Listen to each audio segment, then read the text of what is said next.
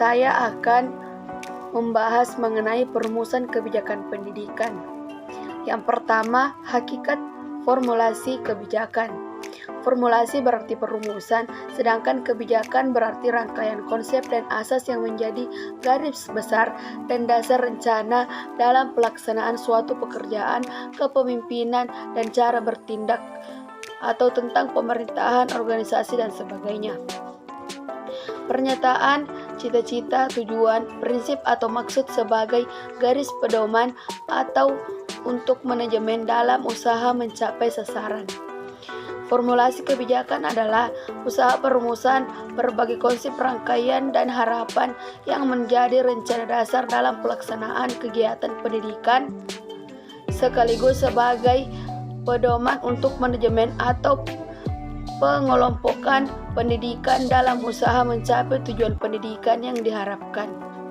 Yang kedua, komponen formulasi kebijakan. Ada beberapa komponen dari formulasi kebijakan adalah yang pertama, tindakan.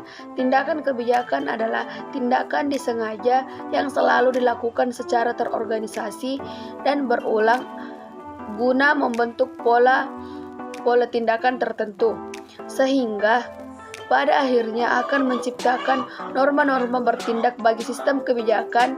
Jika pada tahap awal tumbuhnya sistem kebijakan dan tujuan dari sistem itu ditetapkan terlebih dahulu untuk menentukan tindakan yang akan dilakukan guna mencapai tujuan tersebut, maka pada giliran berikutnya ketika sistem telah berjalan, norma yang terbentuk oleh pola tindakan tadi akan mengubah atau setidaknya mempengaruhi tujuan sistem. Yang kedua, aktor, orang atau pelaku yang terlibat dalam proses formulasi kebijakan yang akan memberikan dukungan maupun tuntutan serta menjadi sasaran dari kebijakan yang dihasilkan oleh sistem kebijakan.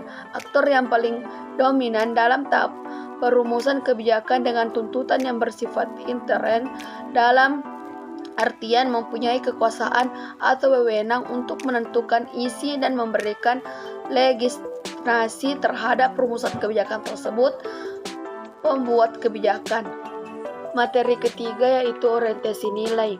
Proses formulasi kebijakan pada prinsipnya berhubungan dengan proses mengidentifikasi dan menganalisis nilai-nilai yang beraneka ragam, kemudian menentukan nilai-nilai yang relevan dengan kepentingan masyarakat, sehingga setiap kebijakan yang dihasilkan akan mempunyai implikasi nilai baik secara implisit maupun eksplisit.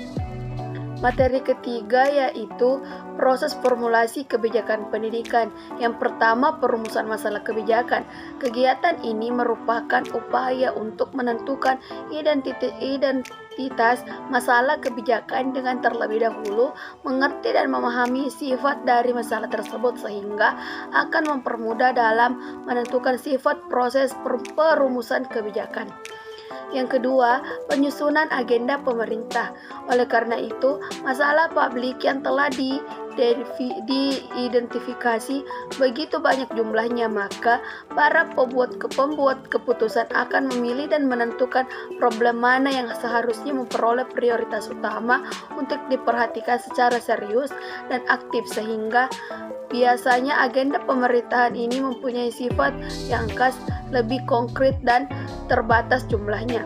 Yang ketiga, perumusan usulan kebijakan. Tahapan ini merupakan kegiatan menyusun dan mengembangkan serangkaian tindakan yang perlu untuk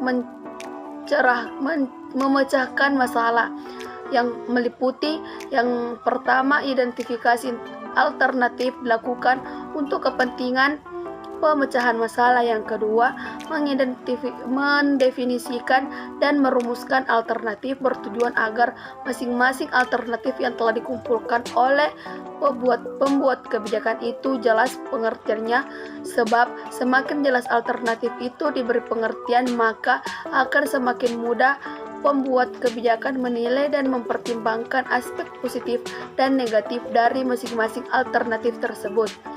Yang ketiga, menilai alternatif, yakni kegiatan pemberian bobot pada setiap alternatif sehingga jelas bahwa setiap alternatif mempunyai nilai bobot kebijakan dan kekurangannya masing-masing. Yang keempat, memilih alternatif yang memuaskan.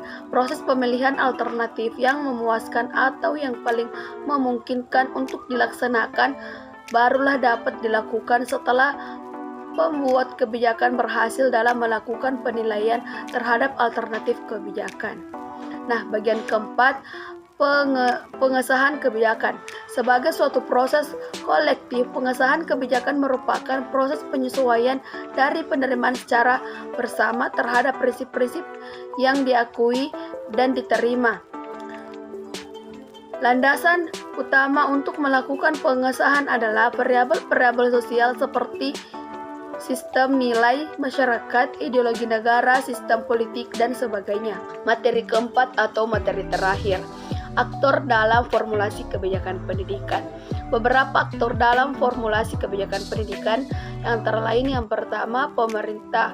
Pemerintah memainkan peran penting dalam formulasi kebijakan pendidikan ini, melibatkan beberapa departemen dan agensi pemerintah seperti Departemen Pendidikan atau Kementerian Pendidikan yang memiliki tanggung jawab untuk membuat dan menetapkan kebijakan pendidikan.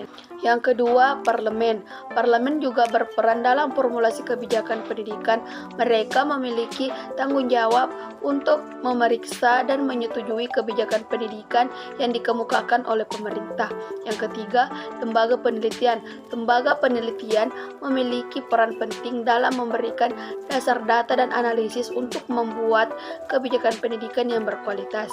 Yang keempat, kemasyarakatan. Masyarakat memiliki peran penting dalam formulasi kebijakan pendidikan. Mereka memiliki aspirasi dan kebutuhan terhadap sistem pendidikan dan memiliki hak untuk berpartisipasi dalam proses pembuatan kebijakan.